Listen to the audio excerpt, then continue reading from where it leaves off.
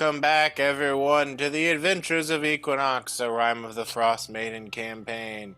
It's session 50. Bwah, bwah, bwah, bwah, bwah. We live in a culture that gives values to numbers like this. Everyone gets 2 points of inspiration for it being session 50.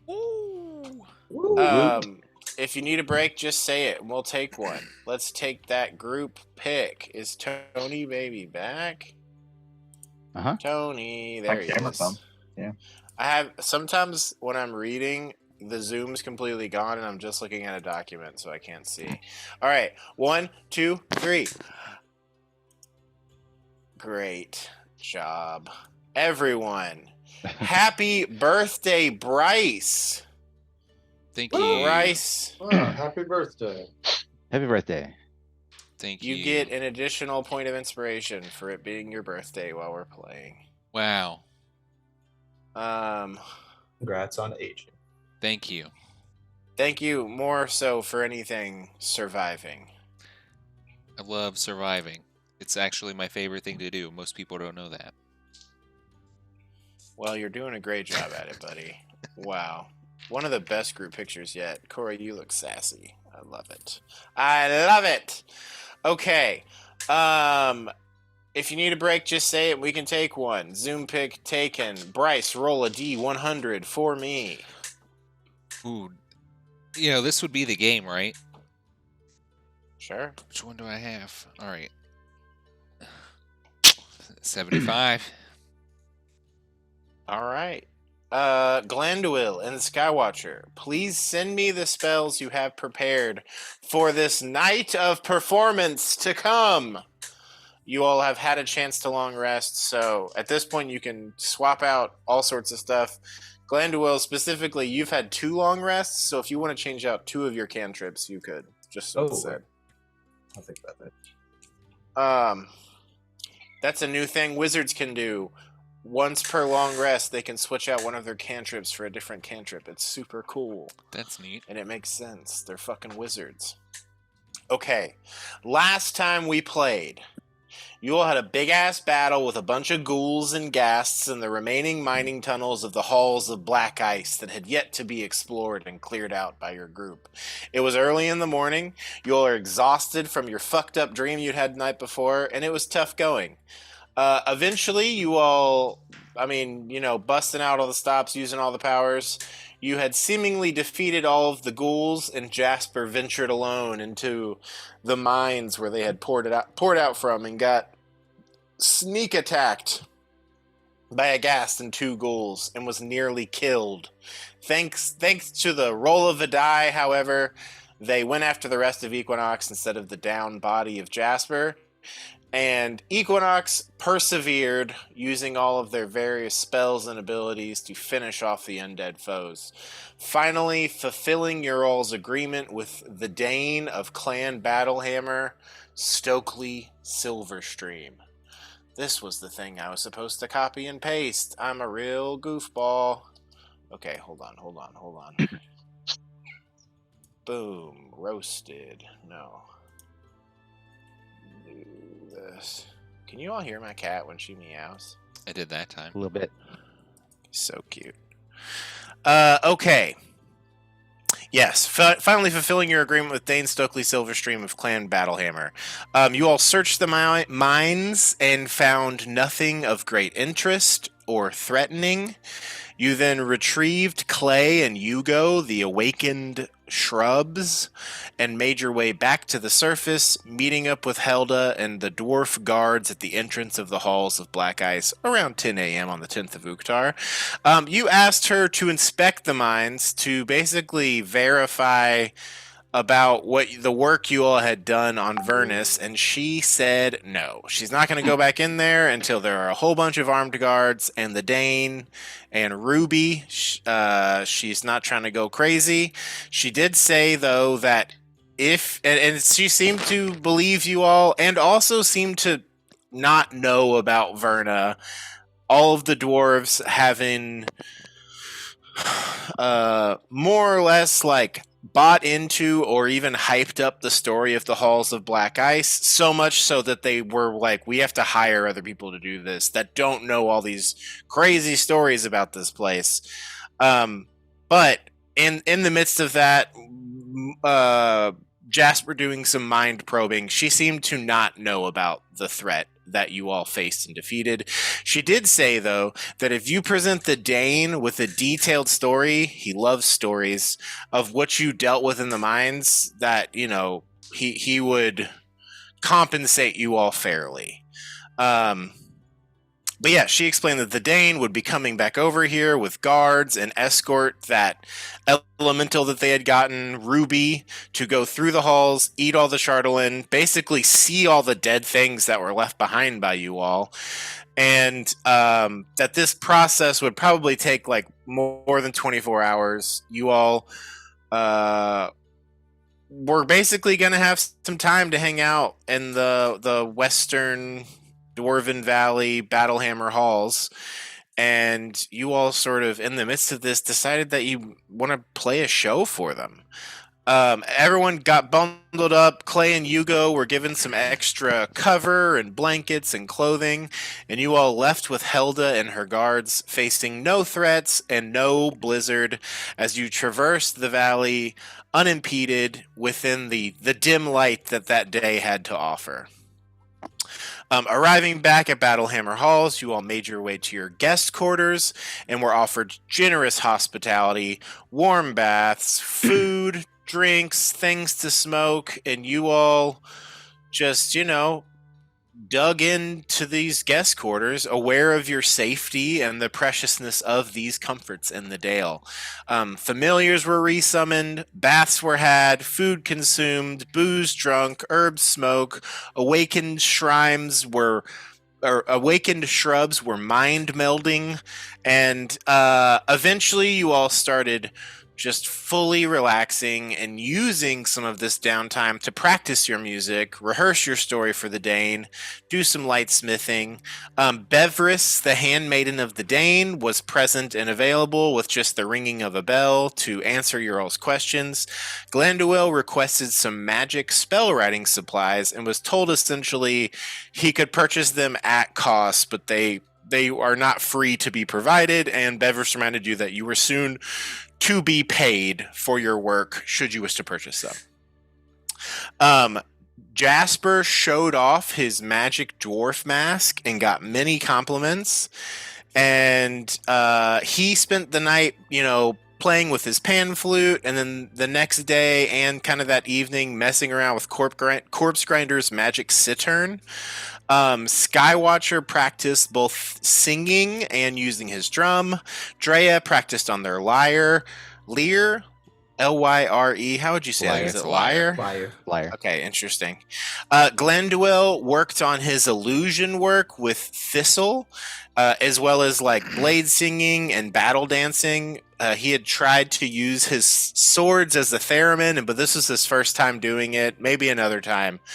But yeah, you decided you were going to basically provide like stage work and be fighting these illusions that were going to come up on stage, showing some of your battles. Jasper, okay. 4chan got some serious smithing work done on the breastplate he's been working on, and Goody got Clay and Hugo in line as his apprentices, his interns, unpaid. Jasper handed over the cube of demonstration to Glanduil, and got himself equipped with the magical performance necklace that Corpse Grinder used to wear, and sort of figured out the magic of the cittern. You all started working on your new set list for the show to make sure it's a banger. Goody's planning to just sort of help in that show, offering help actions, and Clay and Hugo will just be hanging out with 4chan so that they stay out of trouble. And so we resume right now. It's the 11th of Uktar. It's around 6 p.m. and Beverys has come to the door to say, in about 15 minutes or so, the Dane will be ready to see you all if you wish to ready yourselves to speak to him. And departs. Do you all want to look fancy for this meal? Be comfy? What's the vibe you're coming at the Dane with? Definitely fancy. Fancy. Yeah, I mean, Jasper only really has like his normal kind of outfit. That's as fancy as he can get, probably. Okay. I'll clean everyone up with prestidigitation. Ooh, nice. Amazing.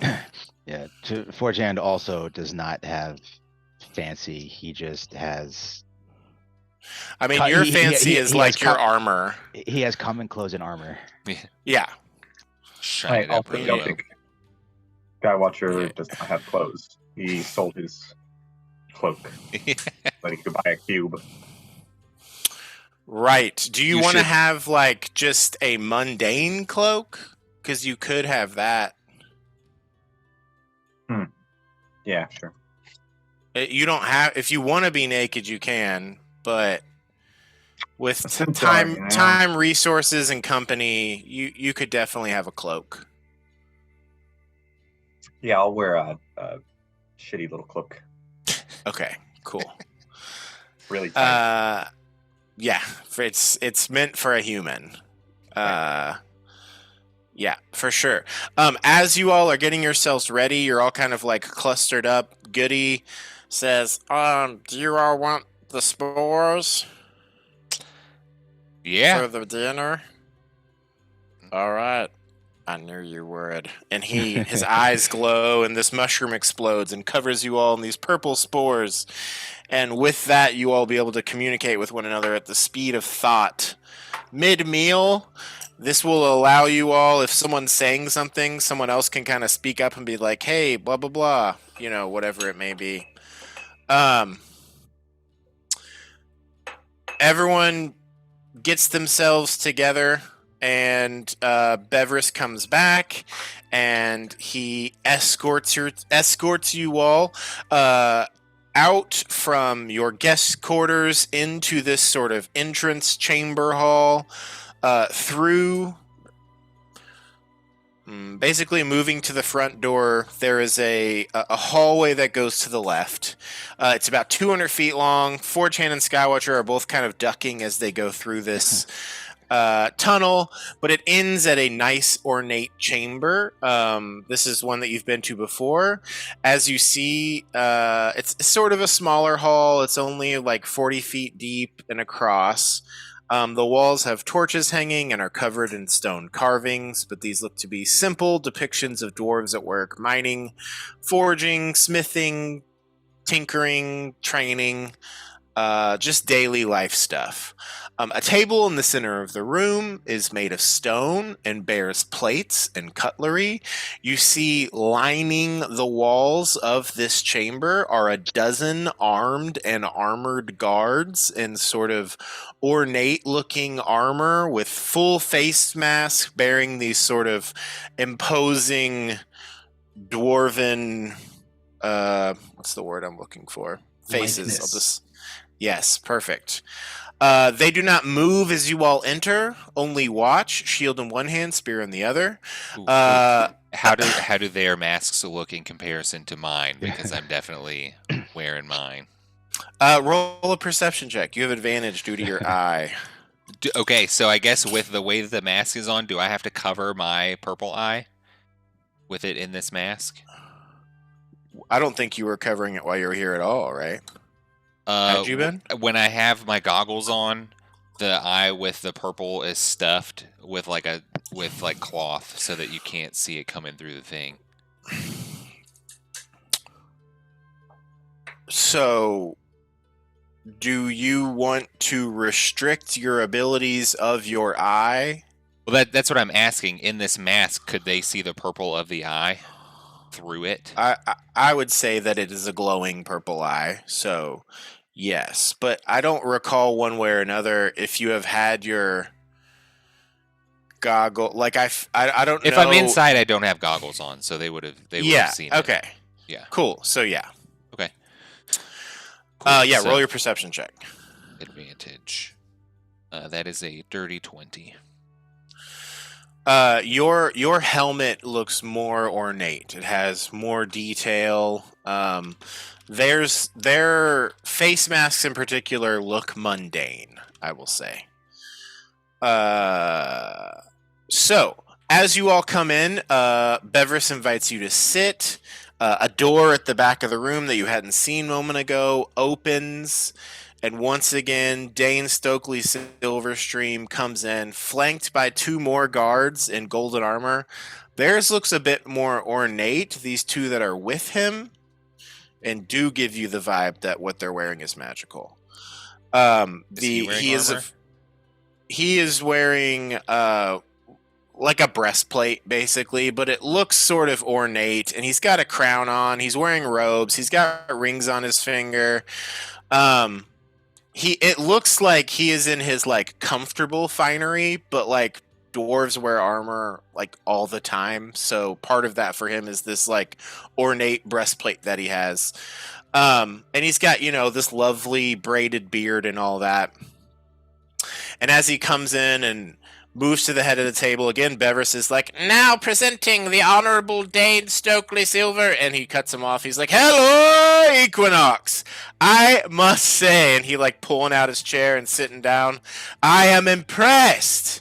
The halls are filled with many broken and dead ghouls, monsters, a few other things, a lot of goo, and it took a while for us to sort of move through there and gather them all up and burn them. I mean, just truly excellent work. Ruby has consumed all of the Chardolin that was laying around. It was a bit of a endeavor, some really big pieces in there, but she's currently still over there, just kind of sucking on the walls. We're going to try and have her go through and find all of it that we can as we mine. I think that is to be her new home. Hilda said that you all fought some sort of giant tree lately. We found a bunch of sort of like sappy goo in the largest room. Please tell me what happened. Provide as much detail as you like. I freaking love a good story. And I also heard that you all were wanting to put on a concert for the dwarves of Clan Battlehammer. Once our business in here is done, you all have got bellies full of food, and we've been paid for the arrangement that we come to. We can see to about getting you set up in our hall. Is that okay? Does that work? Aye, indeed. I Yeah. think you shall find that our tale is most well received as a song itself. Well, that is exciting to hear. And you see also Helda has come in alongside him and is just kind of like nodding as he's talking. She's in a bit more finery as well. And she gives you all a wink as you pop off with that Glanduil. So yeah, I encourage you all to work together and tell the full story of what happened. I think Jasper wanted to lead a little bit with his mask. The more people add to this, the lower the DC goes for him paying you all more and more for what you did. So please, feel free to add in like details and allusions and anecdotes and what have you. Hit me with it. And if you want to give the broad strokes, but just explain the presentation of things, that works as well. Or you can totally retell the story of what happened in there in character. So Either way, I love it. So the way that I feel like this would happen is like Jasper's kind of like going off with the mask on, just for like the additional bonus to that. But we could all kind of have this running conversation using the spores to kind of narrate it, but then like different people like, we're like acting, kind of like selling this story to him. Yes. Communicating with the spores like to ourselves. Yes. For sure. But so first thing you mentioned that goo. That was actually once kind of a lady. Really weird story. But I guess we'll start it off. We kind of walked into the halls, and we immediately ran into a trap. Dropped a whole bunch of shit on us from the ceiling. Awful. Hey, that's the worst. Tripwires makes you kind of think, why would these undead that were supposed to be in here fighting, why would they set up a tripwire? Yeah, that's weird. Yeah. Aye, but it was not the undead. No. Oh, Do you see all those piles of those little like twigs and shit just kind of all over the place in there?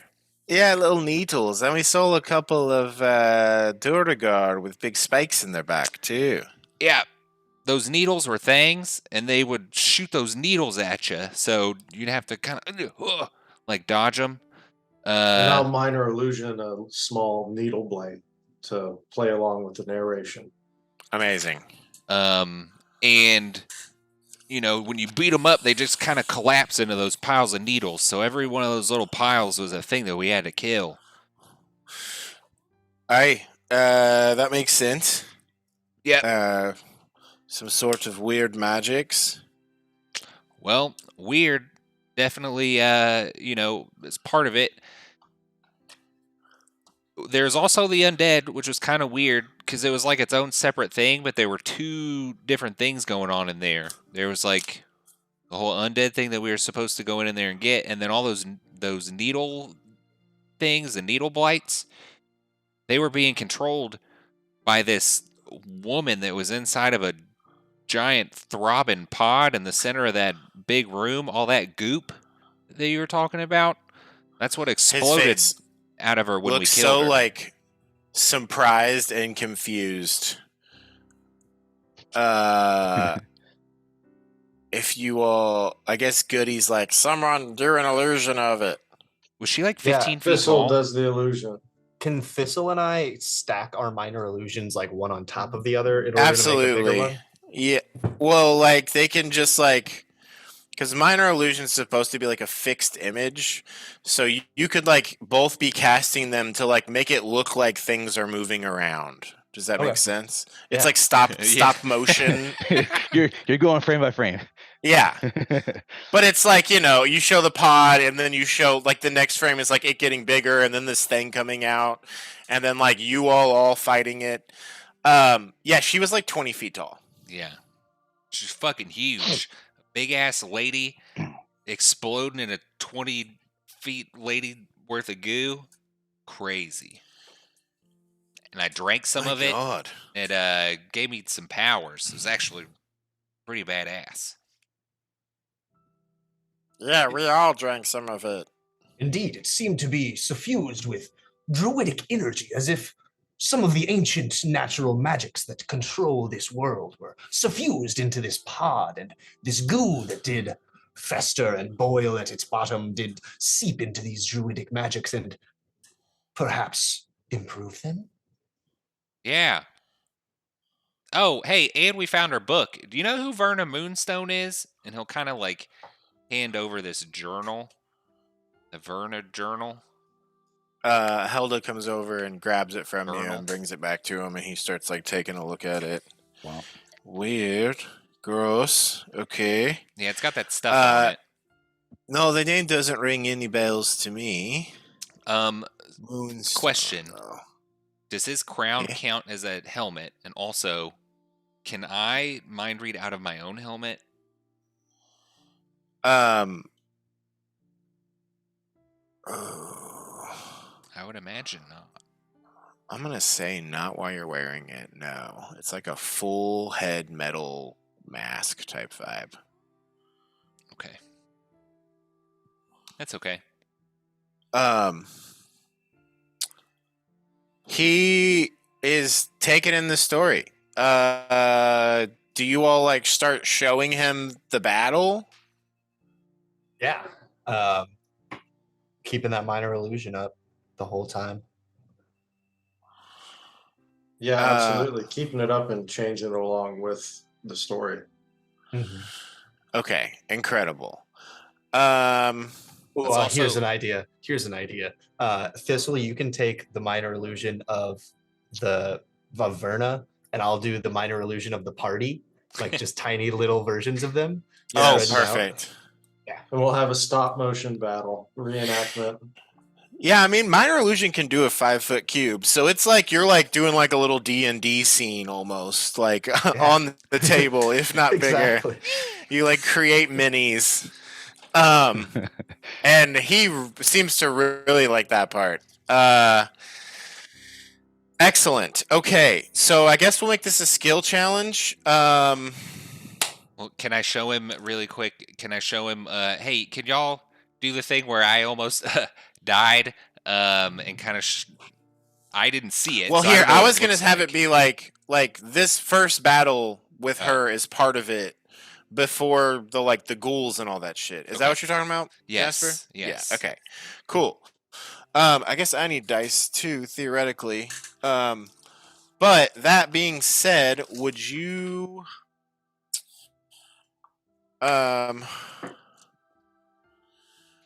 I guess let's have Bryce and Glanduil roll performance checks, but Glanduil, you could use your intelligence modifier since you're doing magic about it. And I'm going to say that Thistle's giving you the help action. Awesome. And Bryce, Jasper has the mask on and, is doing most of the speaking. So you have advantage because of that. Okay. Wait, does the mask give advantage or is it just +2? It's What? advantage. The mask is advantage. There's no Oh. +2 from the mask. Okay, I was completely misunderstanding. That's very cool. All right, I'm rolling persuasion. Could we guide ourselves? I didn't, and it's been a long story. We are constantly. I am at least constantly casting. other stuff, so it's fine. I would let you do it, Glenduil. Jasper, you can use your knack though if you want. Okay, I will use one of them. All right. Oh god. Oh Do no! you need to go again? Yeah. Yeah, I mean everyone has points of Yeah. inspiration. I'm using one because I rolled a 2 and a 1. That's Oh, worse than ew. me. I got a 4 and a 6. Do I get to roll my side eye again with advantage, or is it? Yeah, that what it you is? re-roll everything. Okay. Can I guide them? You want to Oh, wow. guide Jasper? Yeah. I would Jasper. allow you to guide Jasper. Yeah, Wow. because you're just kind of hanging out silently, Skywatcher. Yeah. Skywatcher knows where his talents lie. For Sometimes. sure. Wow, I got a natural It's not 20. a- Wow. Tight. And a 6 and a 1. yeah. So hang on. And Glenduo, what did you get on yours? Total of 20. Okay, great. Heck yeah. What does that bring your total to, Jasper? Like 32. 30? Jesus Christ. Oh yeah, dude. I got a That 20. I is- got a 6 on the side eye, and I got a 1 on the guidance. Fuck yeah. That's a number. Okay. The explanation of the fight with the minis, he loved. This first little chunk of this skill challenge, you've passed with flying colors. Now the rest would be just talking about the undead that was in there and being like, this was a really fucking tough fight that we did. So it's you've already gotten the we did extra shit that wasn't here and you couldn't have gotten it. You all wouldn't have been able to do this without us. And now is the part of and here's the actual work we did for you that you paid us to do and how we fucking dominated on it. So carrying on from Verna, what do you all embellish with this ghoul story? Or do you, or what do you say? There's I'll also make the smell of the undead ghouls. Oh no. No. No, not this again. Oh god, no. Get that foul magic out of here. Yeah. So that was coming out of all that undead shit. You probably smelled it while you were in there. It was worse than when they were alive. Or Okay. when they were, up and moving around. Yeah. Vicious. Alive. Uh-huh. It seemed that they had provided as much of a nuisance to this Verna as they had to you and your people.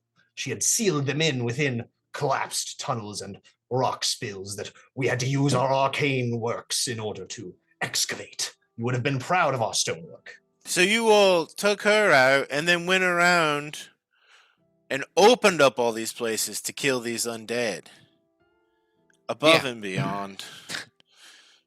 Incredible. I moved a few heavy rocks.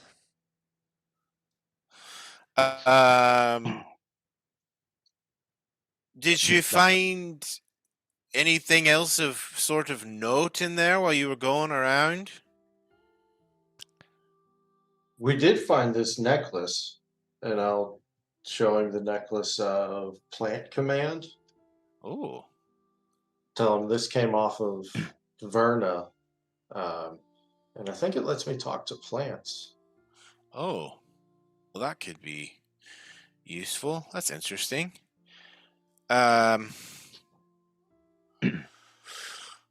Okay, so you walk through these ghoul battles, I presume? Yeah. Mhm. You know, showing using the magic to pull it aside, them rushing out of these tunnels, and you all like fucking bashing it. I want Do you to all make want it a to- point to show that I got like knocked out by one or by them. Oh, absolutely. Okay, cool. Part of the story. Life and limb. You know. Do you all want to tell the truth of what happened or embellish it and make it more? I guess. I absolutely want to make it more. That is Glanduil's way of life. Yeah. Okay. Then this will shift it into a deception check. Well, So I would say Bryce, Jasper, and Glanduel can roll deception checks. And again, Glanduel, I'll allow you to use your intelligence because of your usage of magic. You can have advantage and take guidance from Thistle and yourself. Skywatcher, are you down to guide Jasper again? Yeah. Amazing. all right. I'm throwing Psy on it. Throw that Once side on again. it. Oh, I got another natural 20. No fucking way. Send a pic. Yeah. Oh my god. Incredible. Okay. No way. Well, I prepared. I'm glad. I got a 24 total. That's fucking crazy. Well, actually, my deception's higher though. 20. Just because you're proficient in deception and not performance. So it's a 27 plus 8. 35. 35. Hell yeah. Oh. Amazing. Okay. And I'll say as part of that, you're like, yeah, and there were a bunch of them that we killed, and their body just exploded into mist, so nothing was left behind. Like, and you're like, it was like hundreds of them. And in the final battle, like they were all much larger than us until I decided to grow to be 15 feet tall, which absolutely. which definitely happened. Oh, And, for sure. Yeah. And Glenn, yeah. Okay. Amazing. You all embellish fully here.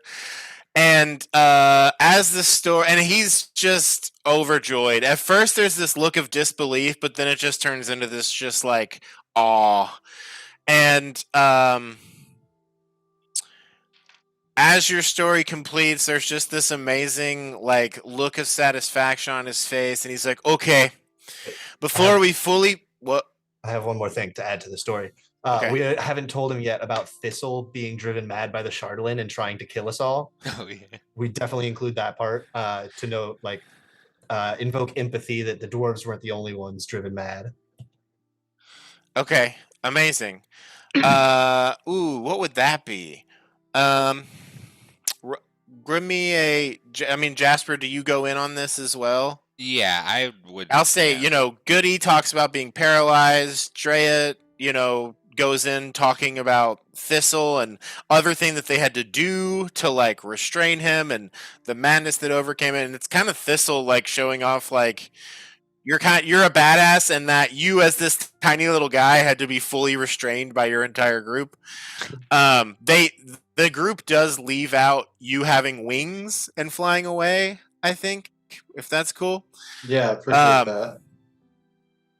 Okay, so then for this last bit, let's get because the first two was performance, then this was deception. So now I want persuasion. Okay. Do I have guidance again? Guidance. Okay. Flash advantage. If Skywatcher, would you continue to provide that to him? Yes. Ooh, I'm not using side eye for this. Persuasion, Yes. 25. Come on, 3 in a row. No, I got a 19. Oh, that was almost as far away as 25. possible. Yeah. And what did you get, Glenduil? I use my session inspiration. Am I using intelligence for this as well? Yes, I would say so. As it's like you're almost like going into your theory about the science of it, which is just you have only conjecture, but But I sound smart. yes. So I got And you 22. use illusions to show it off. 22. Okay, great. This seems to really hook him in, and he's like, we did have to deal with some of that while we were over there, actually, because we came into that room where there was the huge pile, and she started eating it, but then everyone that next to that giant stone started freaking out. We got that all squared away, and then we had to have someone come in and just cut it, head back out for a little bit, and it was just a whole process. So I totally understand. I'm glad that you didn't have to kill Thistle. You seem quite deadly that it would take all of them to hold you back. And, okay, on the matter of payment, I do think, as I said before, my father's fathers before them always said that we should finish our business over full bellies and with tankards by our side. So let us eat and drink and celebrate the shared victory of both Clan Battlehammer and Equinox. And once more, within like 30 seconds, a dozen dwarves entering bearing trays that are placed on the table. In addition to another pair that come in with a keg that they tap right then and there. Golden ale is poured for the party and placed before you all. The food that brought in, again, consisted of a bunch of different roots, potatoes, normal and sweet, carrots, turnips, radish, onions, beets, and the like. In addition to roasted chickens, you see that there's like a whole roasted pig, freshly baked steaming rolls with an herbal butter beside them that smells of garlic, some meat pies, a small cauldron of stew, and some wheels of cheese. And everyone digs in. It is an incredibly delicious, hearty meal. Better than everything you've been even having in the room for over the past 2 days. And you see him dig in, and he's drinking deeply. And there's just like, as you all are going in, I mean, the quiet from that happens when it's such a good meal that everyone's just eating. A, and B, just him really like thinking about all the work you all did and just like going through this range of facial expressions emotionally. Jasper, I will say you have to pull the mask up to eat. Yeah, And I'd sit it on the table right next to my plate so it's still like prominent. That is a sick mask, my friend. It's the fucking badass. I like that. Is there Can I anything connect you all... to him? Yes. Okay. He is just thinking and then rethinking and increasing the amount of stuff you all are going to get.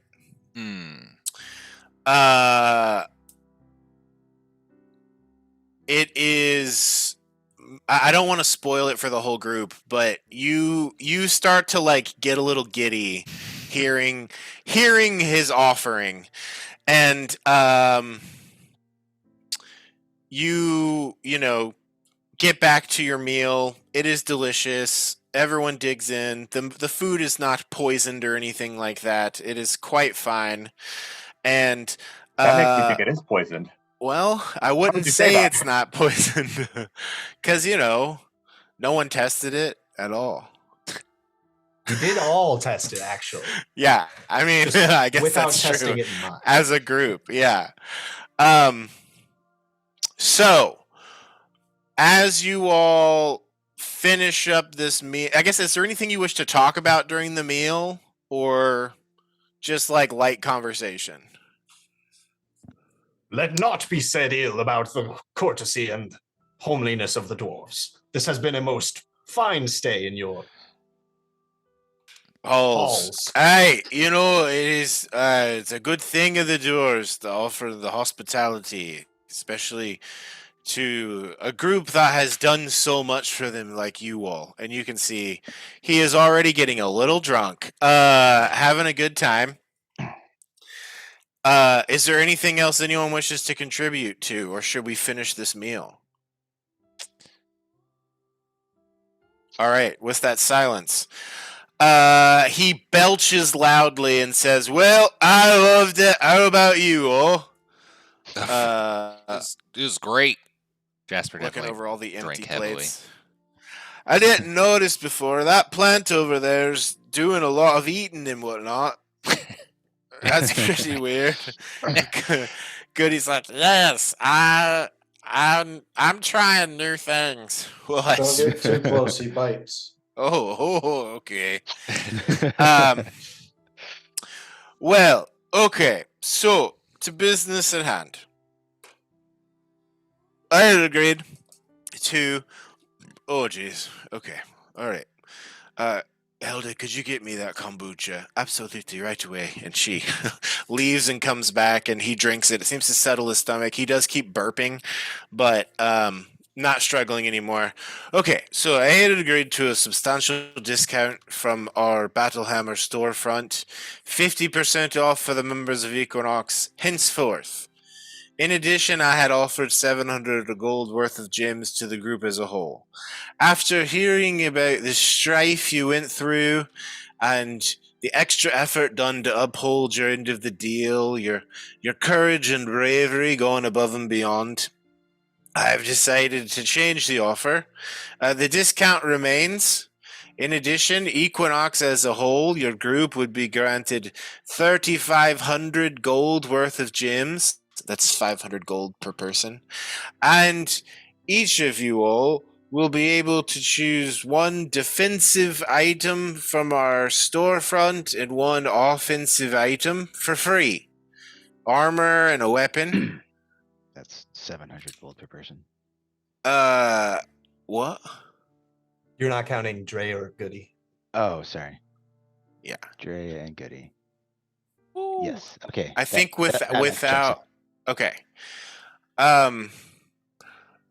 So there are a number of options you can choose from.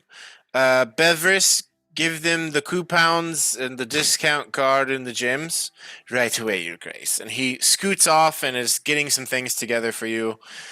I did want to tell you that we are planning to rename the Halls of Black Ice to the Halls of Equinox, unless you all had an idea for a different sort of name before we announce it.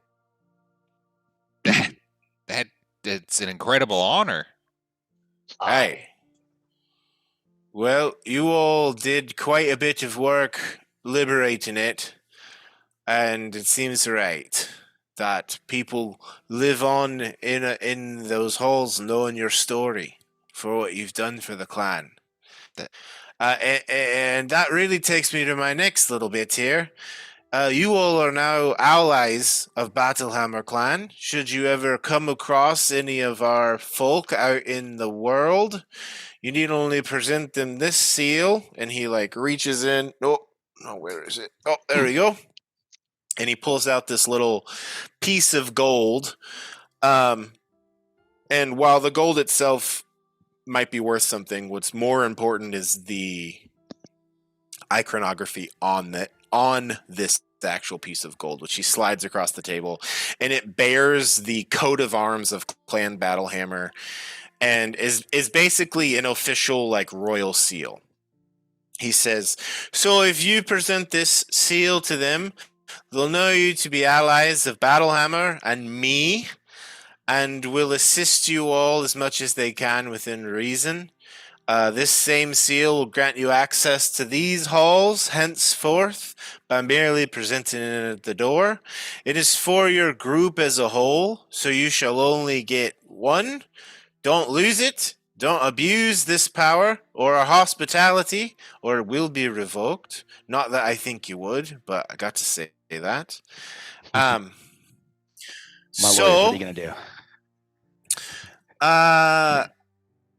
we are going to. Does this work for you all? Yeah. It is most gracious. Thank you so much. Excellent. Glad. The next step is we're going to be preparing the feasting hall for you all to set up your instruments and have a show. What is like 2 hours, 3 hours from now? What would work?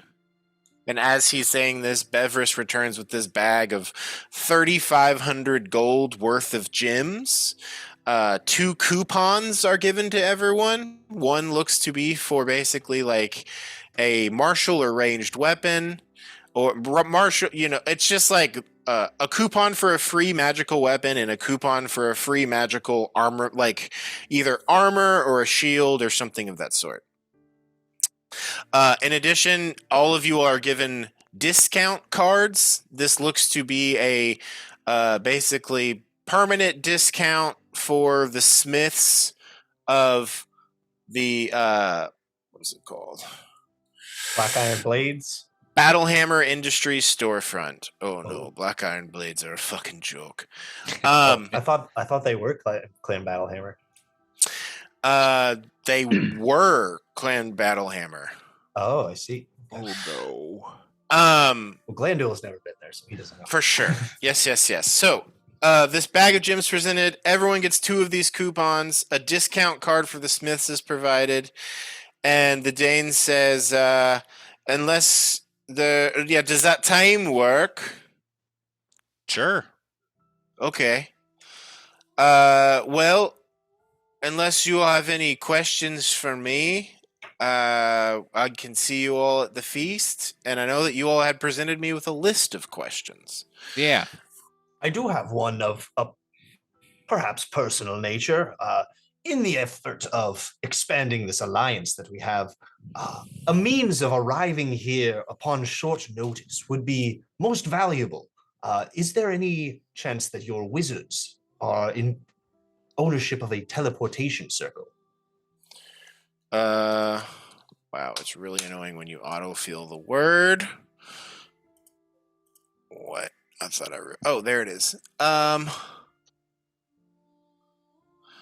I need you, as you say this, you see he starts rubbing his beard, and there is a consideration in his face of like, because you understand if he does have this and he presents it to you, it's a security risk inherently, right? Like you could lose this or someone else could use this, and it just means it's directly coming into the city.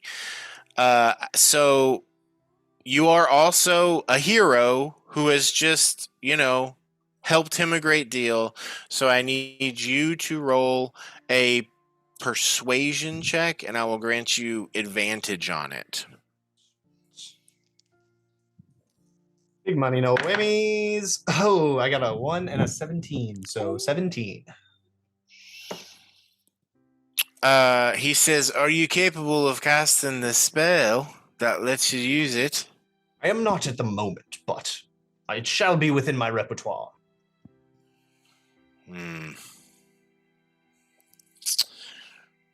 Am I picking up this apprehension through my mind connect? You're linking to him. So basically, he's thinking, if I give this to him and he just has it until he can use it, it's a risk. And then you hear him say, "Look, the moment you can cast that spell, if you come back here, we'll give it to you. But it's just too risky to hand that out to someone who doesn't even know it. Who knows what could happen? That's Well, direct I am- access to the city. While I am dismayed, I understand your need for security. Your people will come first. Thank you. I appreciate that. But like I said, when you know the spell, feel free to come back.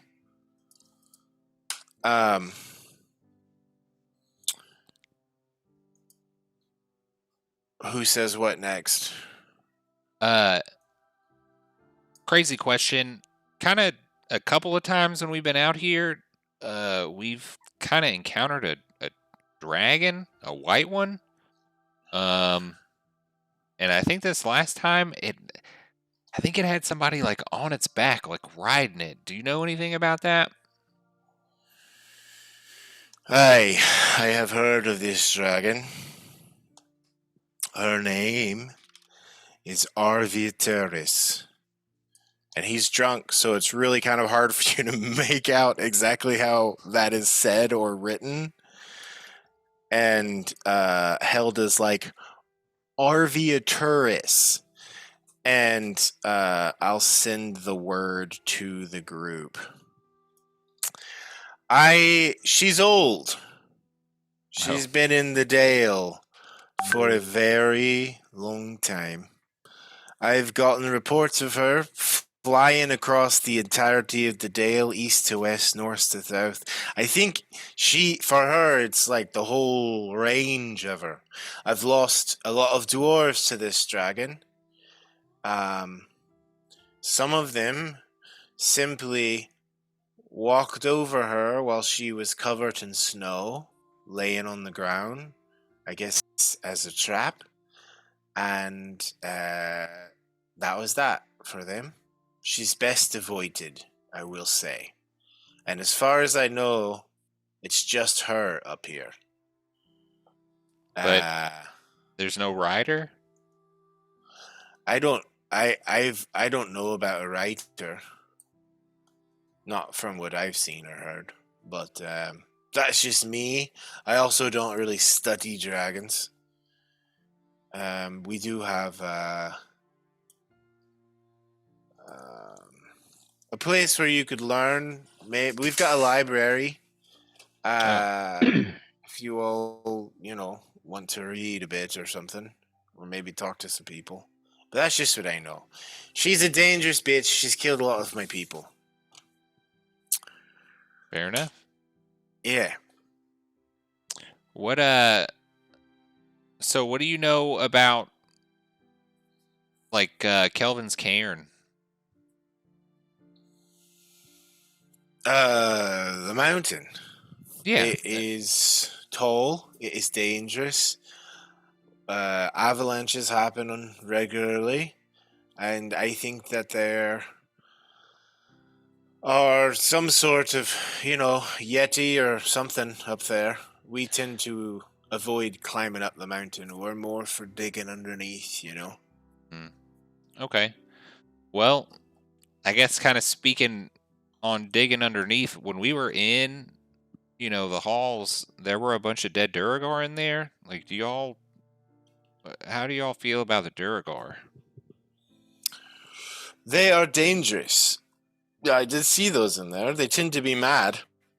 I'm really kind of surprised to see them in those mines. I mean, it's not the surface. I don't know if you know about them, but they got a sensitivity to the sun. They're dwarves from the Underdark. They live deep, deep down. I don't know. Perhaps. Oh God, that was a bad burp. Perhaps all this this darkness that's been going on outside for 2 years has emboldened them. But what do you all have you been to Caer Konig? No. It's on the list.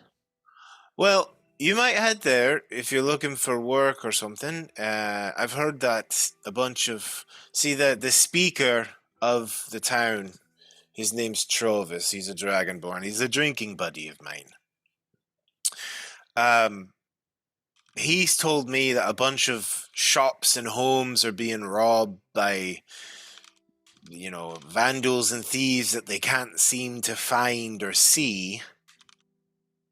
But, now I've seen these Durgar in the holes. Maybe it's the same ones are there. They've got all sorts of powers that help them go unseen, They can Huh. turn invisible and the like. So, you might, if you wish to learn more about him, you could probably learn more at Kerr Koenig, if my theory is correct. And I think it is. Sounds like you're on to something. I'm smart. That's why I'm the Dane. So I guess just about another one of the towns. We haven't been there yet, but do you know anything about Targos? They charge to get in now, so the dwarves of Clan Battlehammer, mostly avoid it unless we are sending them there to sell them weapons. The town speaker has been buying more weapons than average these days, from what I've seen. But for the most part, we don't stick around too much there. I'm not, they have the town speakers, and they have these speaker meetings and such as that. I don't take a part in that. My politics are under the mountains here, not up there where the weather controls your life all the time. So I honestly try not to put my nose in the business of the 10 towns unless it comes knocking at my door. So has the winter not had much of an effect on y'all since you just kind of live inside anyway? I mean, honestly, kind of not. You're good farming and raising We protein do. and We stuff have in a here? great deal of. Yes, I mean, the Clan Battlehammer survived underground for several hundred years now. It's impressive. We've got a lot of resources. I mean, things are getting maybe a little tighter here or there, but for the most part, I mean, we take care of ourselves. But part of that means that we're not going out taking care of others. You know what I'm saying? Well, let me ask you this. Coin flows steady, but Is there anything out there that y'all don't have that you need that we could possibly get for you? well, I will say from time to time there is a bit of trading that we do with the rest of the world, and the pass to the south, I hear, has been closed off. So, if anything could be done about that, I think it would be mighty helpful to our people. We also, I guess if you ever come across any mithril or adamantine, we would buy it from you, that is for sure. Any sort of unique ores are of interest to our people. Magic gems, magic pottery, any sort of unique potions that you find that you think could be of use to dwarves. All of that, someone would be willing to pay you for, to be sure. Okay. Yeah, I rode in on the caravan that got attacked that caused the pass to be avalanched, so I'm Your caravan caused the pass to close. Nope. We got ambushed by some orcs. The Many Arrows orc tribe. And you see there's a look that passes over his face of just that a known annoyance that's like, God, these motherfuckers. Okay. Well, that makes sense. That was the rumor that I heard, but I wasn't sure of it. Yeah, it's kind of a long-term goal of mine to kind of avenge the people that I knew that were lost in that ambush. So we're eventually gonna try to find them. Interesting. Okay. Well, wait, you're trying to find who? The Many Arrows orc tribe. Oh, okay. Gotcha. There's a lot of them. Well, hopefully, we can reduce their numbers to 0. The time comes for us to vanquish these orcs, these spawn that have ruined your land for so long. Can we count on the alliance we have with Clan Battlehammer to come to our aid? Oh, absolutely. Marvelous. Yes. We could get a fighting force together and march up there. You know, maybe 50 strong or so. Sure.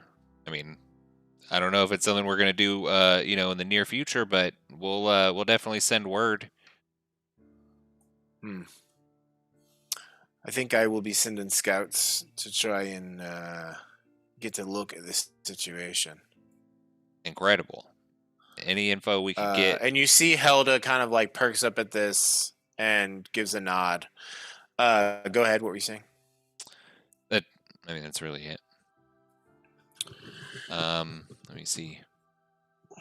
I think probably, not all business, but maybe it could be a little bit of business too. You know anything, kind of on the down low here in the towns, like some secrets or maybe some like gossip. No, my business is with the dwarves of Clan Battlehammer. All right. I haven't really been to any of the other 10 towns recently, and I've got no interest in it. My interest has been on the holes of black ice, or should I say the holes of Equinox. Woo! We send squads out every now and again to offer up the wares of Clan Battlehammer to towns. They pay us, we bring it back. We exchange things, but that's the extent of our involvement. Sounds cool. I mean, if you need anything, call on Equinox.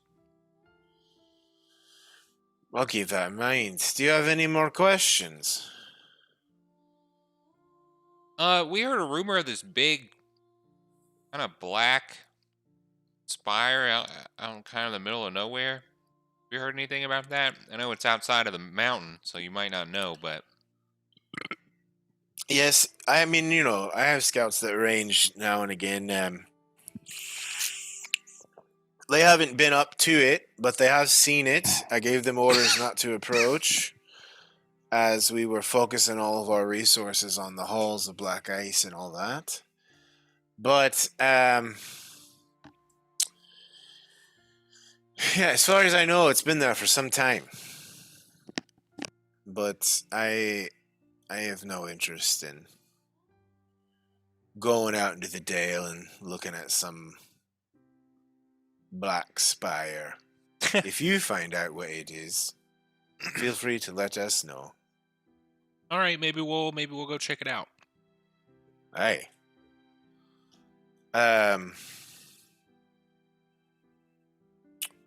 Well, is there anything else? And he looks to all of Equinox for any other questions or curiosities. What do you know of Kelvin's Cairn?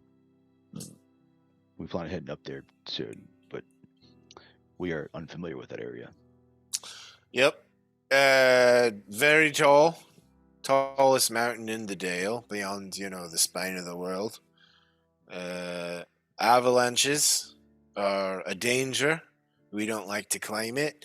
We do occasionally see, people coming through the valley going up to climb the Kelvin's Cairn. It's a wild thing. Doesn't happen too often, but crazy. As far as I have heard, there may be some Yeti about. Did you all encounter any of those on the way here? I feel like you told me about that. Yeah, we did. We had to scare them off. Yeah, they're pretty dumb. Well, I don't know about that. They are dangerous, though. Try not to look them in the eyes, if you can.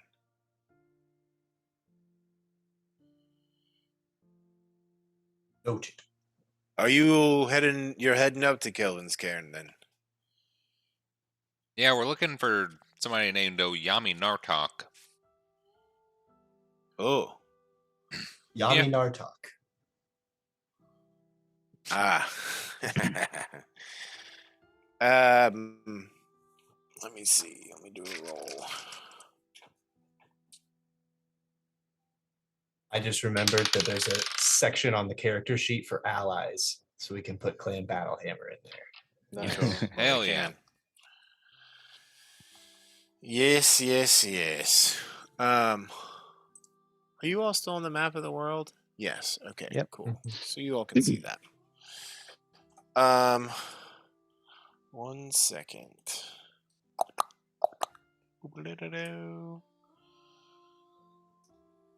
He says, "What do you all know of Yamin Artak?" Well, from what we've heard, they are a lycanthrope capable of changing into a bear of some sort.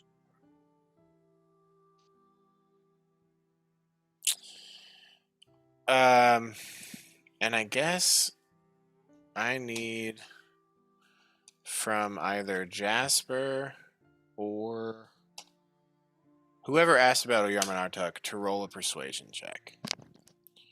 You I get think- the sense that he knows something. I said Hmm. the name. All right, Okay, rolling. go for it. Persuasion, you say? Persuasion. A 24. Okay. Let's take a 5-minute break. Okay. Alrighty. I'll see. Actually, let's just round it out. I'll see you all at 9:10. Alrighty.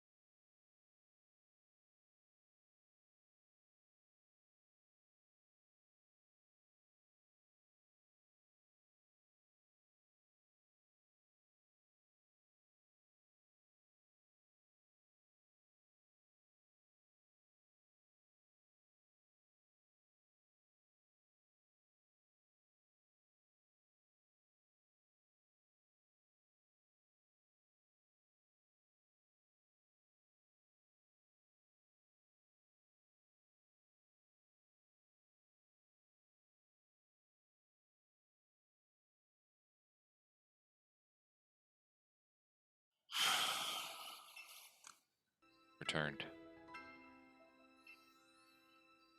Jasper, you rolled a 25.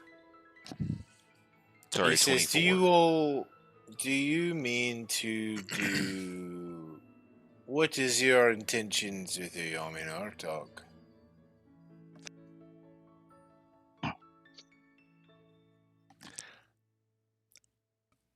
In the group chat, Jasper will say, "I don't quite remember." Yeah. Also in the group chat, didn't you all tell me that yeah, you were yeah. just looking for a group that was looking for Oyami? Yeah, In I the mean, group your all's chat. Targo's mission is you've been asked to track down a dude in the group that he brought up there that was looking for Oyami Nartok. You're not sure why they were doing it, but you basically got asked by the partner of the guide who brought them there to take them to just be like, what happened? They haven't come back. We've heard of a group of people who were we suspect are trying to hunt a bounty on Oyama Nartok. We believe they're almost definitely going to be unsuccessful, but we just want to make sure that. So you're looking out for her best interest, then? You're caring about her. You're not trying to hunt her yourself. I am very much looking forward to meeting her. I don't have a reason to do anything bad to her. 4chan, roll me a persuasion check with advantage. All right.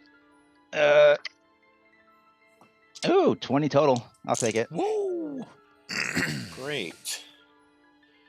He looks at you and says, "All right, I believe you. Oyami Nartok she's a good one. She's a good one. You know, years ago, years and years, I got lost out there in the Dale, and she helped me and my men. The Winter Walker, we call her. She knows the ways across the tundra. She is a force for good out there. And any that I have heard about that have gotten from her the same,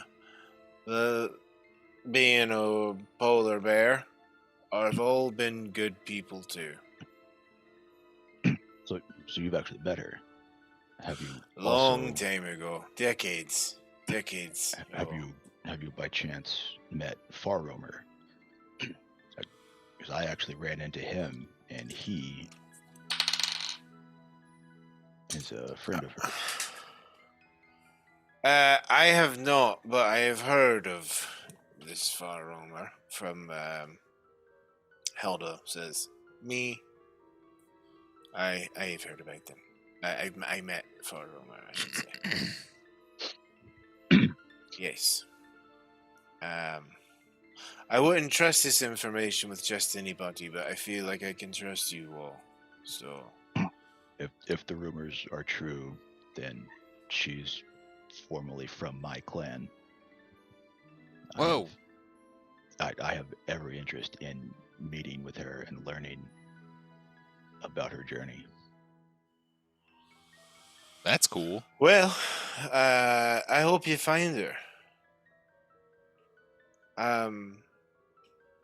I don't know if she's taken to the cairn or not, but I do know that she wanders far and wide across the Dale. I hope you track her down. If you do, please tell her. Now, Dane Stokely Silverstream says hello. No longer just a warrior out in the Dale. Must have been quite some time ago then. It was. Yeah, we heard rumors around other towns of people who were trying to track down Oyama Nartok, and It seems like they have tracked her to the cairn, so we're just following. Oh, all right. Well, hopefully she is unharmed. I mean, she's a capable warrior. We will do our best to see fit that she continues to do such for the Dale. Excellent. I will say she's not much for camps and settlements. She tends to avoid those places. But I'm aware, and I'm not surprised at all. Yeah. I can relate. She was very wary of the fires that we would burn at night to stay warm. So it's known. If you wish to offer her some hospitality, I would try to leave fire out of it. What I mean, is there anything you recommend? Should like a? Is there anything that you think would particularly successful in using to gain her favor or draw her out? I don't know, I'd like to think that I might stand out as a fellow Goliath out of Sure. You and Skywatcher. No longer in the mountains. She did enjoy watching us spar, so I think she's a fan of, testing your mettle in combat. That's cool. All right. She ate a lot of fish. Love that. She just had them in her bag. They were kind of frozen. If you do find her, I think she knows a lot of people far and wide in the Dale. She'd be a great person to have by your side if you're wandering out there. Noted.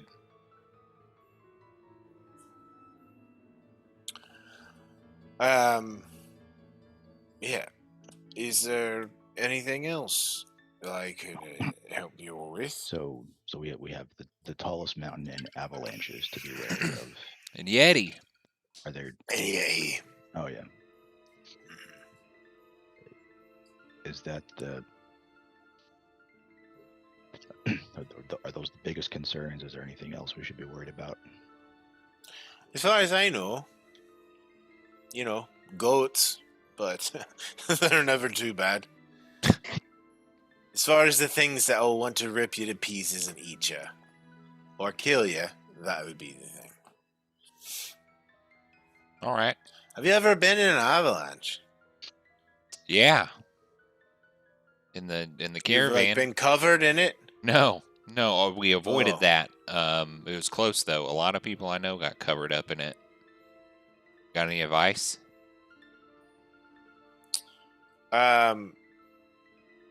Let's see if he's got some good advice here. Don't walk horizontally across the mountain. His advice is, if you get covered in snow, the biggest issue, the reason why a lot of people die, because they don't know which way they're going, so they climb deeper instead of up. So you gotta spit and see which way the spit goes, and you go the other direction.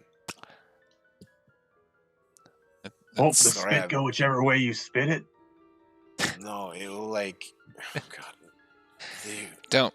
Every time this guy opens his mouth, you think it's gonna be something smart? It's just you let it dribble. Oh, gravity. Drool. Yes, there you go. You got it. Yeah. I'm the wisest member of my clan, actually. So. Also, if you're buried in an avalanche, you can't spit any farther than the edge of your face because the snow will be right there. Snow.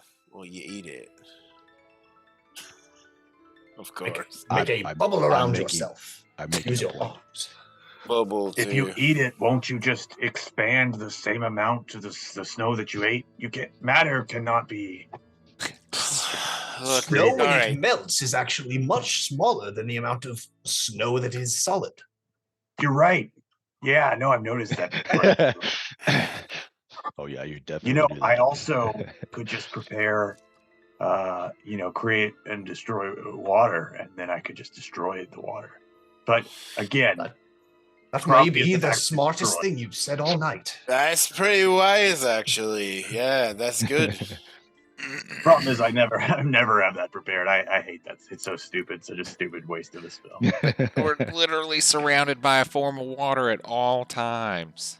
You know, this is the first time I've actually considered it a form of water. So, All right. Yeah. Well, it sounds like you all don't need anything else from me. No. Not Only your right attendance now. at our show tonight. Yeah, you gonna be there? Yes. Guest of honor? Oh, 100% I'll be there. I'm gonna get, we'll see how much of the clan comes. It's a feast. They're all gonna have food and drink, so I think it will be a good turnout. Looking forward to the show. Cool. Hey, real quick, Beverus, would you mind doing me a favor? Yes, what can I do for you? Jasper's gonna pull out one of the Rodolfo fireworks and hand it to Beverus. Say, hey, while we go get ready for this concert, can you go outside of the outside of the hall and kind of break this and shoot it off? One of our buddies, Rodolfo. You guys may know him. Maybe figure he might stop through. If that's okay. We actually don't allow outside merchants into our halls. If you wish to meet them, you'd have to do it outside, just so you know. You got really quiet. Is that me? I think that was just you. I heard him fine. Oh. Okay. If you... No. Rodolfo is not welcome inside Clan Battlehammer halls. You can meet Okay. him outside, though, if you'd like. That's fine.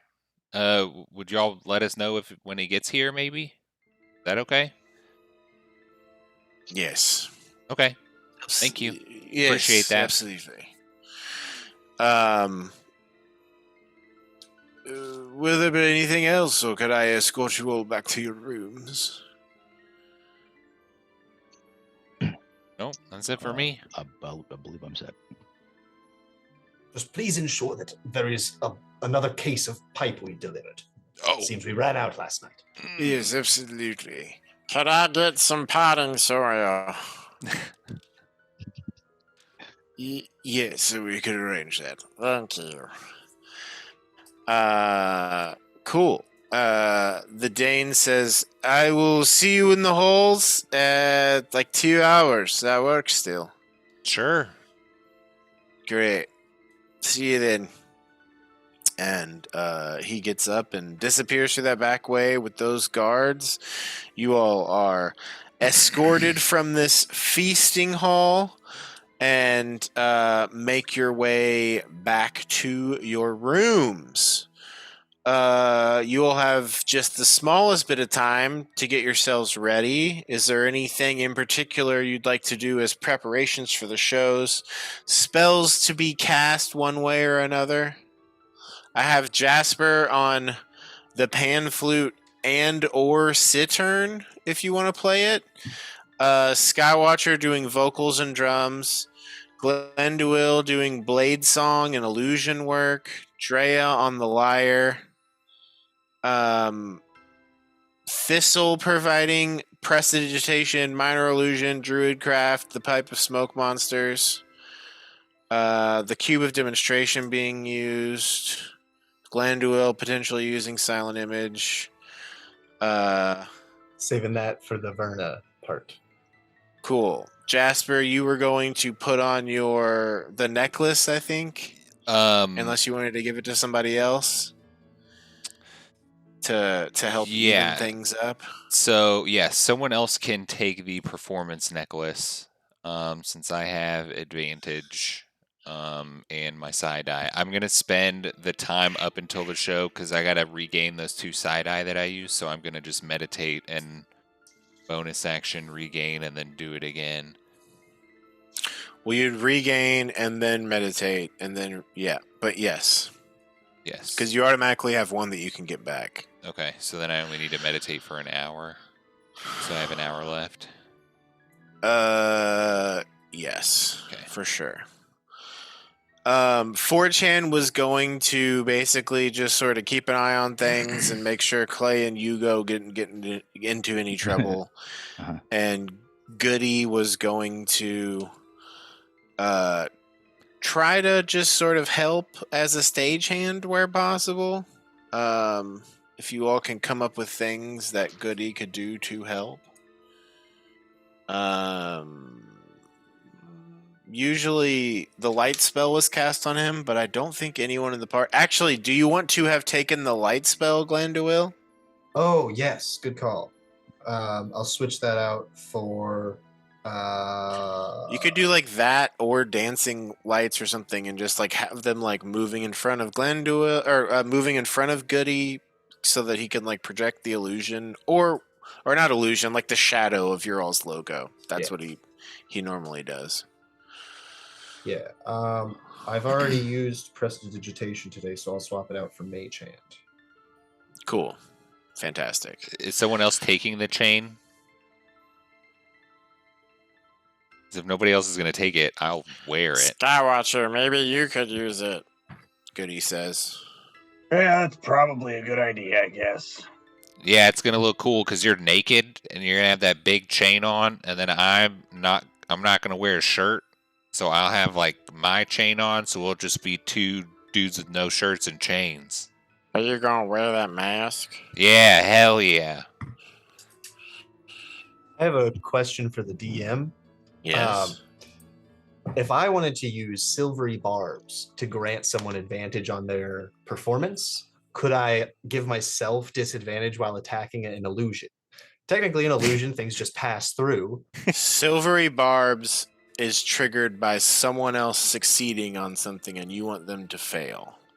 I would probably succeed on hitting the illusion, like moving my sword through it. You know what I mean? You can totally say no. You'd have to attack and then silvery barbs yourself. Exactly. I think that might be a no. That's okay. That's okay. Seems a little cheesy. Yeah, fair enough. But, you know, do you have enhance ability? I don't. Or something? I don't Okay. know. I have enhanced ability. Did you prepare it? I did. I came Great. prepared today.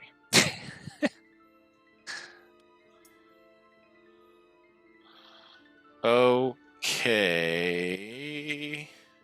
Can we, with the cube of demonstration, when we kill Verna, can you make it like squirt that goo all over everybody in the crowd? Illusory, of course. Of course.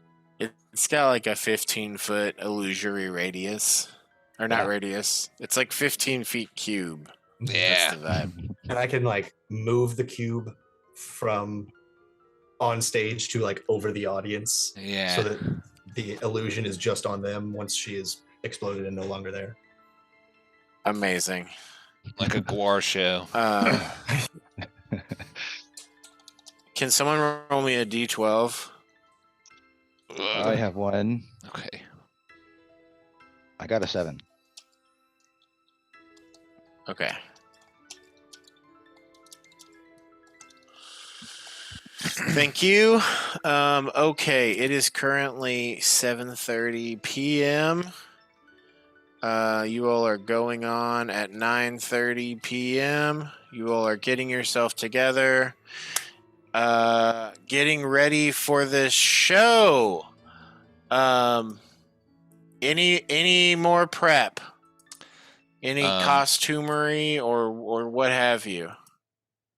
So Jasper is going to prominently display the coin of Timora chain kind of over the other one. and is just gonna be shirtless, pants and boots, and dwarf mask, and pan flute. And then he'll have and then he's got the bag. You have pants on though, right? Yes, pants. Okay. Great. Keep going. And then he'll have the bag of holding with him when we go Are you going to be wearing the mask? Yes. Cool. I'm trying to go a la MF Doom. I love it. A whole new vibe for a whole new city. Yes.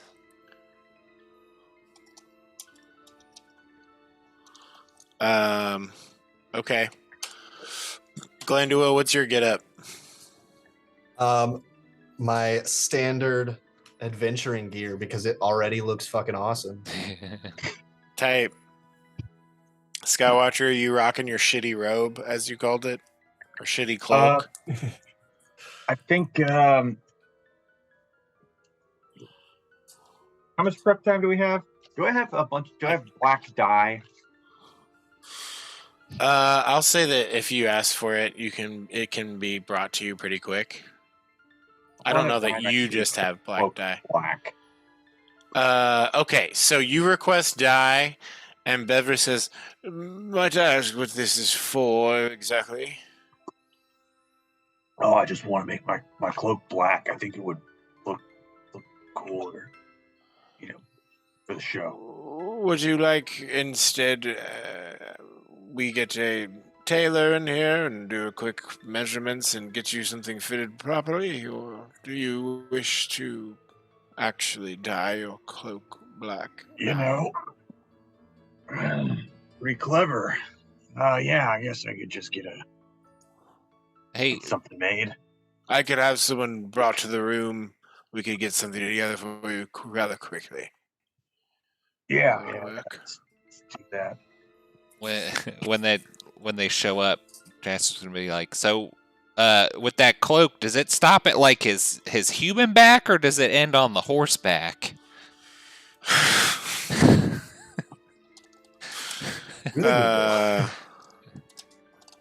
You're a professional, you'd know this. I've always wondered. 1 second. So, those medieval horse costumes?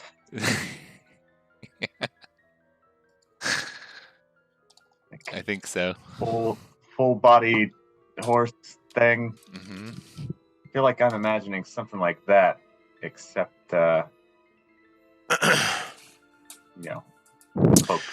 Beverus dips off and comes back a few minutes later.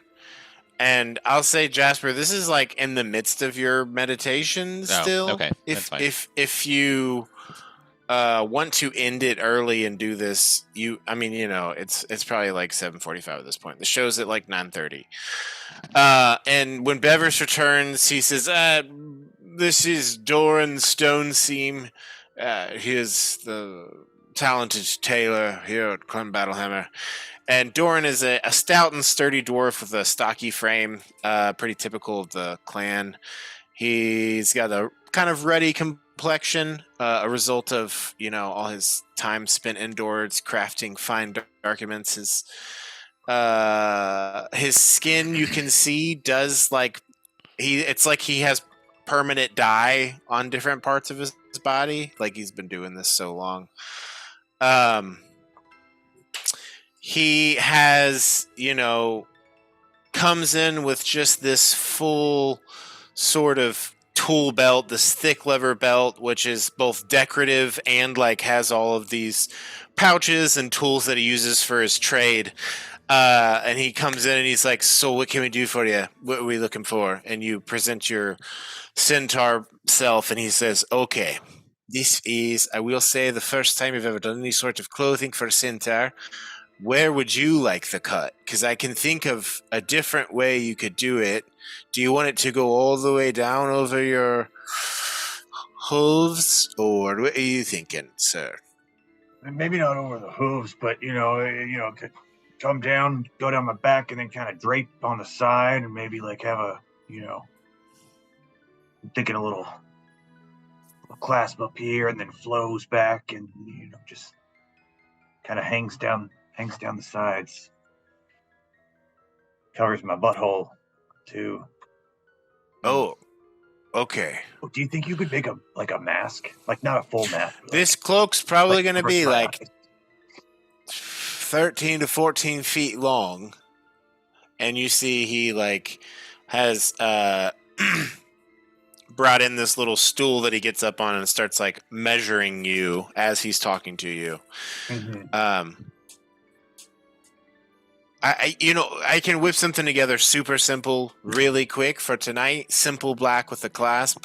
If you want something a bit more complicated, if you give me a bit more time, I could get something more for you together. I'm not sure how long you're going to be staying with Clan Battlehammer, but I can get you something really quick together before the show. It's kind of for the it's mostly for the show kind of thing. So, okay. We So could do you don't want it guess. to be like fur lined or any of that for out in the actual dale? You just want like a costume cloak? Something. Oh yeah, this is a costume. Yeah. Okay, well, if after tonight you decide you want a cloak that is more than just a costume, I could also help you with that. The rest of you all, do any of you all want anything real quick? I can get together, try and,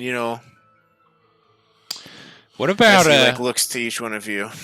What about like a little eye patch? You can throw together a little eye patch? Yeah, I could get you an eye patch. That's fine. Can you need to like measure my head, or you think you can eyeball it? And he comes over and he has a tape out and he's measuring your head around and he gets it together. Cool. Thanks. Absolutely. Hey, do you think you could make me just a little mask that just covers my eyes? Not a mask, but like just to look kind of mysterious. I'm not a mask guy. I'm more of like a clothing sort of vibe. If you can just give me a strip of black cloth, I could probably cut out the eye. You just... Oh, okay. You just want that? Okay, I could... Yep. Yeah, here, hold on. I can do that. And he comes up and measures your head and the placement of the eyes. All right. That's all. Drea comes forward and is like, if I could just get like some simple kind of black... just like trousers and what were shirts called back in the day? A tunic, yes. And he's like, absolutely, and comes over and measures. He's like, this is probably going to be the easiest one. You're the closest size to a dwarf of anyone here, besides maybe you. And looks to Thistle. Will you be having anything looking to Thistle? Suit or tunic, or are you quite satisfied with your... I feel pretty good about what I'm wearing now, but if you guys offered up or made me a tunic for the feast, I would definitely wear it. Absolutely, and he comes over and gets a quick measurement it has on to fit with my jacket. The jacket's a non-negotiable.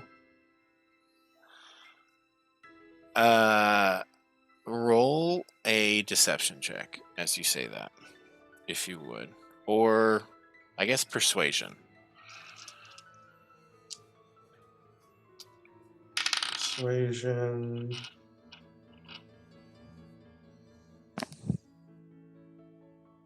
$15. Absolutely. And you get the sense that the vibe he just picked up is like this is just like rock star energy and not like I have part of my back I don't want to show you type thing. That can... Wait, I've lost his accent. That can absolutely be done. No problems. And he looks to Forge Hand. Anything for you? Or just going to be doing the armor? He's like looking out to you. Do you even have enough fabric? I'm only kidding. I don't need anything. All right. If so, are you going to be wearing your armor to the show, or your like dressed down Goliath clothes?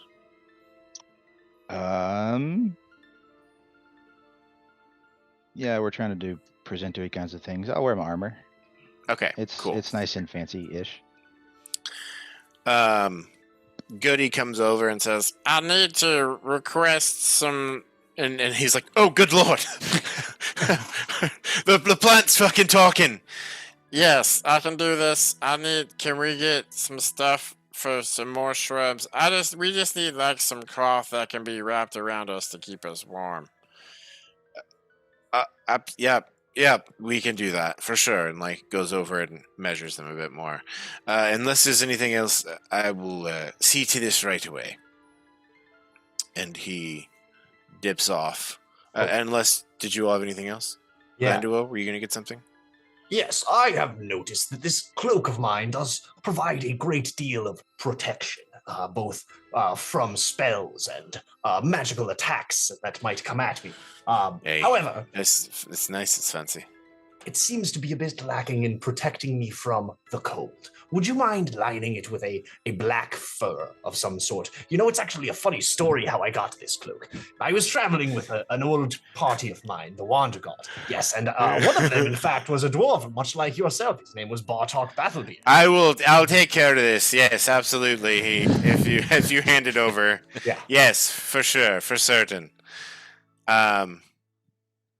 And off the tailor goes. Beverus comes back and says, well, that should be, done right before the show. He makes a quick work. He has a number of assistants working for him as well that can help with his processes. Is there anything else that you all would like before that I could help you with? I don't think so. All right.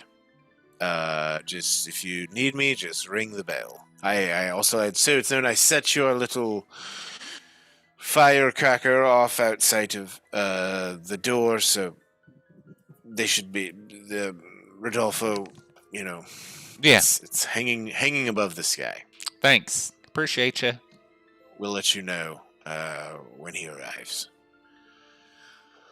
And he also says, also just so it's known, once the show is over, we can escort you around the city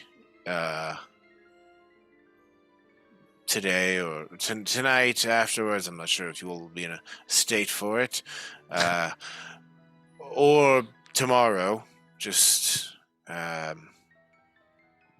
you are outsiders here, so there will be guards with you wherever you go, but you're welcome to explore. Whose protection's that for? Within reason. Do what now? Are we in danger here? No. You all have shown yourselves to be the danger. Ah. True. And he'll kind of wink at him. Really good point. That's me. Yes. Well. Equinox : the danger. We also, you wouldn't want you to, get into any sort of issues with any of the Battlehammer dwarves. And you see that there's like a bit of... Can I insight check him? 'Cause I feel like that's absolutely. weird. Yeah, there's a little bit of like question. And who is this that's saying this? This is Beverus, the Okay. handmaiden. Okay. Oof, not good. As a 9. Use one of my inspos then. Wow, that's an 18. You get the sense that he is aware of an aspect of dwarven society that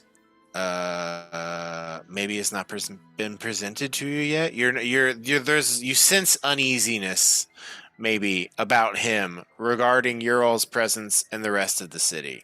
So far, and I'll say with your 18 check, you're like, we have been in like one of 4 areas this whole time. We have not been exploring the rest of this.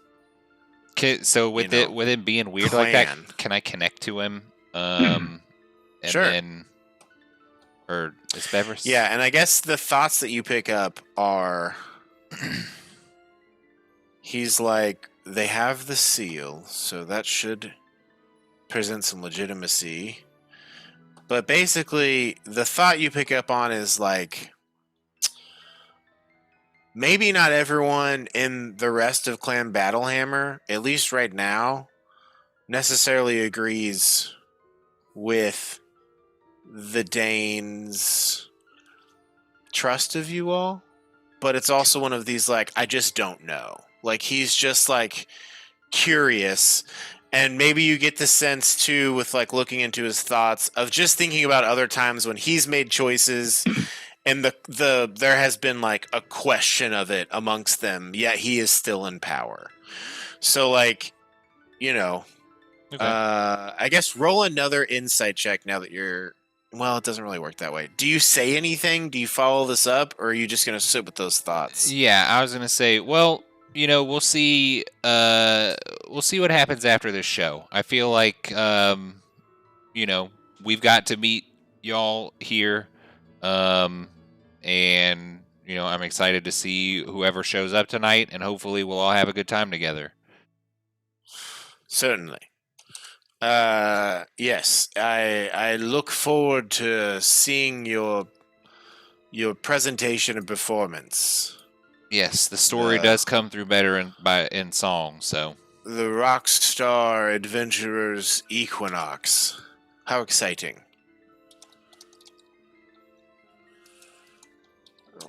And gets their sizes for cloaks. Cool. You all hang out, get yourselves together. You know, half hour before you all are supposed to go to this hall, Doran shows up. He's got these clothes everyone asked for.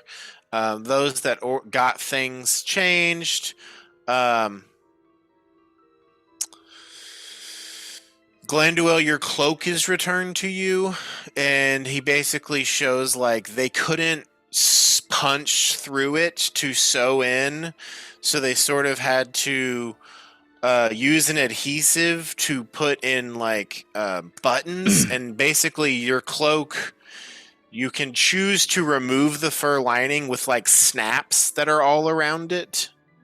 Or you can keep it in there full time. Does that make sense? Like it's removable by like the thumb snaps. He's like, yeah, we have a problem punching through the actual fabric. It's broke a few of our needles before we decided to change tactics there. Well, I do apologize for your needles. Quite all right. Skywatcher, Tony, will you send me to the group? Will you send to the group a picture of the horse? Oh, okay. Of the horse cloak you were talking about? I couldn't actually. I mean, I don't think there's a real thing. But if you see what Bryce sent, or can you draw a little? Okay, yeah, I see what Bryce sent. So are you talking about that? Imagine that as the back part, the horse part, and then when you get to the, centaur part, it is just like a cloak. So it's a cloak in the front with like a hood, and then it clasps here, and then it comes back, and then it has that full-on like draping effect up around the so leg. It's just a cloak that covers your head, your like the humanoid back, shoulders, and then just keeps going down and drifts over. What does it do with your chest area? Is it right here? So is it like open up, flowing? Like clasps over. It would be like one of the things where you can move it over your shoulders, or put it behind your shoulders, technically, I guess. But It just like comes back down into a. I would have it over my shoulders naturally, but it's just kind of open down the front, and then it swoops back into that silly horse thing. Incredible work. Yes. Okay. Indeed. Everyone gets their clothes. Everything is it's good to go. You all are looking like rock stars. 5 minutes to the show. Any last minute spell prep, or are we just going in as is? We can just skip right to it. Jasper is gonna just do a little extra toot of the psi powder, just a little pump up for this show. Pumping up the jams. Because I'm gonna be using my brain. Amazing. I'll just be ready with inspiration for who next time it's needed. Guidance when it's ready. Okay, cool. My headache is getting progressively worse, so I'm gonna get you all into this hall, and then I think next time we'll just pick up into the show. I'm sorry, my friends. Okay. It's been a fun session. Yeah. All right. You all are escorted by Beverus out of the guest chambers. You're back into this entry hall, which led to the dinner room, the stables, and then there's been a door that's been closed and sealed anytime you all have come through. You all are led through that closed and sealed door. Inside, you find a hallway that is 10 feet wide and 10 feet tall, and it goes to the right and it goes to the left, curving out of sight. Every 10 feet, you see that there is a sconce in the wall that has either like a torch or a lantern. These walls are mostly smooth stone. You see the occasional carving of dwarves that are spread. Beverus explains, this is the central hall. We're going to be going to the right here, and he takes you all in that direction. This hallway goes down about 100 feet, and then you see it ends, I guess, before the end of the hallway, where there is like a grand 10-foot like door. To the right and left, you see that there are passageways off of that that are maybe about 20 feet closer than that back door. And as you come to one, he says, this here on the left side will leads to the, or I guess it'd be the right side, leads to the Battlehammer Industries storefront. This is where you will be turning in your coupons and using your discount cards and likely using the gyms that have been provided. Should you wish to purchase things, tomorrow, that is run by Thora Iron Shields, just so you know. And to your left here, wrong mouse. This is the Battlehammer Arcane Forge and Smithy. It is run by Duroc Fireforge. This is where all of our smithed creations are forged. It houses our arcane forge and a team of smiths, our arcane anvils, and spell gem altars, all sorts of rune scribing magic. I don't really understand all of it, so I'm just kind of throwing the words at you that I've heard that describe that room. Ahead, though, this is here where you will be performing your show.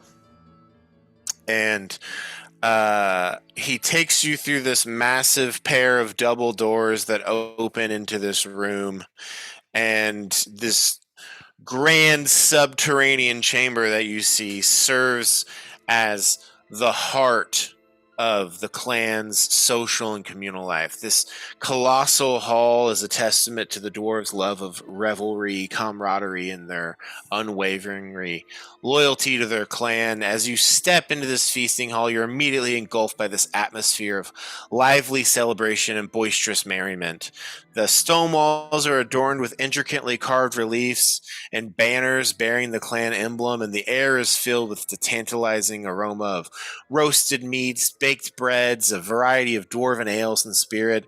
The hall resonates with hearty laughter, a bit of song here or there, like dwarven drinking songs, and the joyful clinking of tankards. There's an aura of unity and festivity, and you see within this room there are dozens of long, stout tables that stretch across the hall with like little breaks between them for walking. In total, all of these tables seem like they could accommodate the entirety of the clan. As of right now, as you look around in here, I will, with Ural's passive perception's high enough, there's easily like 500 dwarves in here right now. And it seems like there are some empty tables, so like it's for some doors, maybe it's just too late or something. But it seems like, they could gather here for feasts or holidays or important announcements from the Dane. The tables are set with these polished wooden planks and adorned with exquisite stone carved place settings. So like it's kind of like you're coming in here and this hall just stretches this way and that way. Directly across from the entry, like 100 feet across the room, in the kind of the center of the hall, but like against the wall, there is a moderately sized stage that stands ready for performances or speeches or religious ceremonies. It's made of polished stone and it's kind of seems like it would serve as the focal point of this room. It looks like, so there is sort of a throne that looks like it has been moved back and is set back against the wall now, and religious altars that have been moved to the side. So you all have basically been given this space that for them is used for like announcements from their leaders and religious ceremonies. And you also see at the far side of the room there is an impressive stone carved bar that is adorned with intricate engravings depicting scenes of the clan's history and various just kind of dwarven patterns. Behind it, there are like hundreds of bottles filled with a variety of ales and meads and spirits, all sort of neatly arranged on shelves, and a dozen barrels are stacked, each containing a different brew. There seemed to be a pretty skillful team of dwarven bartenders and servers that are moving between the tables, bustling back from there to behind the bar. You see one dwarf in particular giving out orders with a striking mohawk of like jet black hair, giving her a distinct appearance among all of these other dwarves. The place is packed. People are here. They're eating. They're drinking. Booze are being served. You all are led to this stage, and there is a bit of like quieting down as you come in, as like dwarves are like turning to see the attention, and quickly you have the attention of easily over 500 dwarves. And what is the opening thing you say, or who says, as this concert begins? I'll say in the chat first. I have an idea. Yes, I'll say again, that was right before Goody left the room. He hit you all again with the spores. Okay. Sorry, I meant to say that. Sweet. Cool. We could tell them, I hope you've had enough of your booze, because it's time for some cheers. Wow. Sure. What? Is that it? Like BOOS? Yeah. Oh. Oh, that went. Okay, it doesn't seem like it's taking well. Let's try something. I thought it was a reference to the show Cheers, and I was like, God, I don't get it at all. Sometimes you need to go where every dwarf knows your name.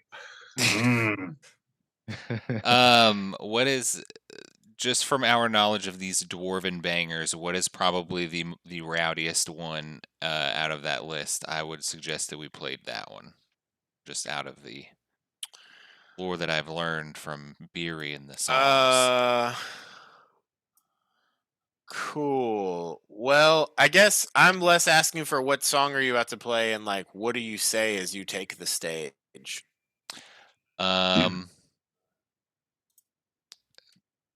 Jasper will walk up to the middle of the stage, and as you come up there, you do see that there is a metal pole, and on the end of it, this like it honestly reminds you of the crystals that you saw in Hundlestone that were used to like amplify your all's voices. So it seems like there's a degree of microphones that are here, made of some sort of crystalline technology. cool. Jasper, you stride up to the microphone.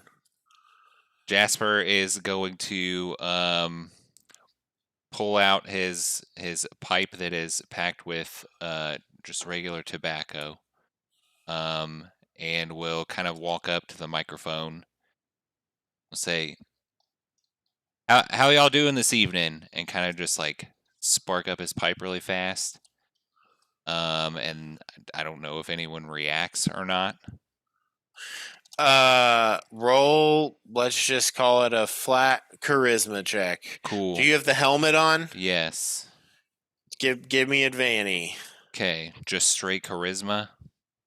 Yes, but with advantage. Yes. Okay. I got an 18 and a 20, dude. What the fuck is going on with my dice? Natural 20? Yes. Okay. That's great. Jasper, you take the stage and hit the microphone with this, and there's just like the chuckles that rain through are like cool. I immediately like they're into this vibe. I guess someone calls out, "We're here for a fucking show!" And then a bit of cheering kind of like tears through them. I said, hold on to your ass. Yeah, you want a fucking show? 2 whiskeys, please. And then if everybody's set up, I would just like to just start jamming into the first song and just try to go as hard as we possibly can, just right from the jump. I guess most popular is probably Diggy Diggy Hole. I was about to say, it's got to be Diggy Diggy Hole Yeah. first. Then we just go. Absolutely. Yeah. You just like go right into like a dwarven banger. Cool. Yeah. So gets their vibe with a nat 20. Jumps into Diggy Diggy Hole. Okay, we will pick up next time with you all starting this show. Again, sorry for the delay. Sorry to cut off early, but I want to be at my best when I am running these games for you all. We will be meeting again on the 30th, if that works for everyone. I will be in Boston in 2 weeks and cannot run while I am there. Laysai. Be fine. I hope I'm you sorry, my enjoy. friends. Thank you. I think I will. In fact, I know I will. You strongly suspect you will. I'm for sure of it. It's gonna be freaking great. Thank you all for playing this evening, and I look forward to Equinox rocking out real hard. Before we play again on the 30th, if you all want to add or modify this set list, I encourage you to do so. That it might just be fully done and ready to go. And we'll pick up next time with you all rocking these dwarves' asses off. Yes. Good night, Internet. Good night, Internet. Bye-bye. I'm going to go to sleep, my friends. Yes. Get some Right. rest. Thank you. Good night, and fare thee well. Goodbye. Bye.